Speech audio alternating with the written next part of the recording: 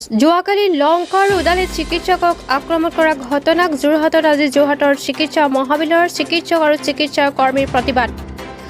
আকৌ এবাৰ জনাইছোঁ, যোৱাকালি লংকাৰ উদালিত চিকিৎসকক আক্ৰমণ কৰা ঘটনাক যোৰহাটত আজি যোৰহাটৰ চিকিৎসা মহাবিদ্যালয়ৰ চিকিৎসক আৰু চিকিৎসা কৰ্মীৰ প্ৰতিবাদ। ব্যুৰ' ৰিপৰ্ট, পোহৰ লাইভ 8। যোৱা যিটো মৰ্মান্তিক ঘটনা ঘটি গ'ল যোৱাকালি আমাৰ অতি মৰমৰ জুনিয়ৰ আমাৰ এজন ডক্টৰক অতি বৰ্বৰভাৱে যি আক্ৰমণ কৰা হ'ল, তেওঁৰ নিজৰ ডিউটি কৰি থকা অৱস্থাত এজন পেচেণ্ট মৰাৰ পিছত এটা অতি মৰ্মান্তিক ঘটনা আমি সকলোৱে গৰিহণা দিছোঁ। আজি আমি Jorhat medical college teachers association, Jorhat medical college junior doctor association আৰু যোৰহাট মেডিকেল কলেজ ষ্টুডেণ্ট এছ'চিয়েশ্যনৰ তৰফৰ পৰা এটা প্ৰতিবাদী কাৰ্যসূচী গ্ৰহণ কৰিছোঁ। আৰু এই প্ৰতিবাদী কাৰ্যসূচী গ্ৰহণ কৰিবলৈ আমি বাধ্য হৈছোঁ, কাৰণ আমি আগত দেখি আহিছোঁ যে এনেকুৱা ঘটনা ঘটে, চৰকাৰে প্ৰতিশ্ৰুতি দিয়ে, প্ৰশাসনে প্ৰতিশ্ৰুতি দিয়ে, কিন্তু সেই প্ৰতিশ্ৰুতি মতে দোষীক কৰায়ত্ব কৰা হয় যদিও পিছত উচিত শাস্তি তেওঁলোকে নাপায়। গতিকে আমি এই প্ৰতিবাদৰ জৰিয়তে আমি প্ৰশাসনক ক'ব বিচাৰিছোঁ যে অকল কৰায়ত্ব কৰাই নহয়, তেওঁলোকক আইনী ব্যৱস্থাত অতি কঠোৰভাৱে কঠোৰতম শাস্তি দিব লাগে আৰু আইনী সুৰুঙাত যাতে তেওঁলোকে হাৰি নাযায় সেই বিষয়ে উচিত পদক্ষেপ গ্ৰহণ কৰিব লাগে। আমি ভাবিছোঁ যে অকল ডিজাষ্টাৰ এক্টৰ আণ্ডাৰতেই নহয়, আমি ভাবিছোঁ যে IPC 300, 302, IPC 320, IPC 120A, 120B সকলোবিলাক আইনী গণ্ডিৰ ভিতৰত আনি তেওঁলোকক উচিত শাস্তি বিধান কৰিব লাগে। আৰু দেখা গৈছে যে পিছত এই প্ৰতিবাদী কাৰ্যসূচী যদিও সময়ত আমি সজোৰে প্ৰতিবাদ কৰোঁ, কিন্তু পিছত এই প্ৰতিবাদ ক্ৰমান্বয়ে কমি যায় আৰু মানুহে পাহৰি যায়। মই সাধাৰণ লোককো মই অনুৰোধ কৰিছোঁ যাতে পাহৰি নাযায়। চিকিৎসকসকল যদিও কেতিয়াও ভগৱানৰ শাৰীত আমি নিজকে নাভাবোঁ, কিন্তু এইটো কথা ঠিক যে চিকিৎসকসকলেই সমাজৰ ত্ৰাণকৰ্তা।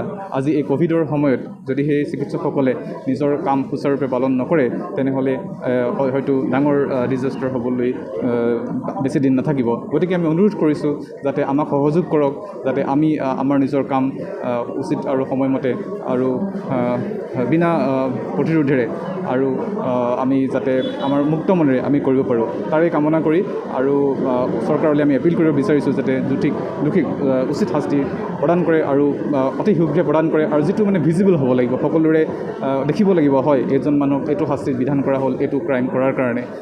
কিয়নো পিছত যেতিয়া ঘটনাটো পাহৰি যোৱা হয়, তেতিয়া মানুহে পাহৰি যায় হয় কিবা এটা ঘটনা ঘটিছিল, কিন্তু তেওঁলোকে কি উচিত শাস্তি পালে সেই কথা আমি ৰাজহুৱা কৰা নহয়। গতিকে আমি এই প্ৰতিবাদৰ জৰিয়তে ক'ব বিচাৰিছোঁ যে যাতে সেই শাস্তিও ৰাজহুৱা কৰে, যিধৰণে আমাৰ প্ৰতিবাদ এই ৰাজহুৱা হৈছে।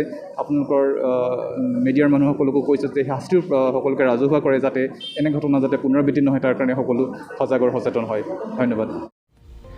গুমছেং অসমৰ অন্যতম নিৰ্ভৰযোগ্য পাট মুগাৰ কাপোৰৰ বিপণী। ইয়াত উচিত মূল্যত পাট মুগাৰ কাপোৰ পোৱা যায়। গুমছেঙলৈ আহক। আমাৰ ঠিকনা বাহাদুৰ গাঁও বুঢ়াপথ, BG ৰোড, আস্থা ডায়েগনষ্টিক, যোৰহাট।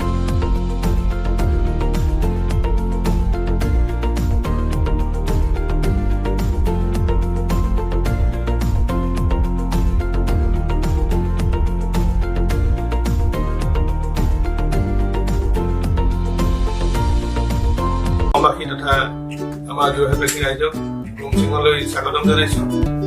গুমছেং অসমীয়া পাট মুগা কাপোৰ আৰু অসমীয়া গহনাৰ এখন বস্ত্ৰ বিপণী। ইয়াত অসমীয়া পাট মুগাৰ বাহিৰেও অসমীয়া পৰম্পৰাগত সাজ পোছাক, গামোচা আৰু বিভিন্ন জনজাতীয় বস্ত্ৰ উপলব্ধ হয়। আমাৰ ঠিকনা হ'ল নিউ বালিবাট, আস্থা ডায়েগনষ্টিকৰ কাষত, BG road, Jorhat 1। Good Bite. Replenish your taste buds. Swad Bhara Aswadan. LT Road, Borua Chariali, first floor, Monisha Bakery, Jorhat, 785-001, Assam. Contact number 8822786807.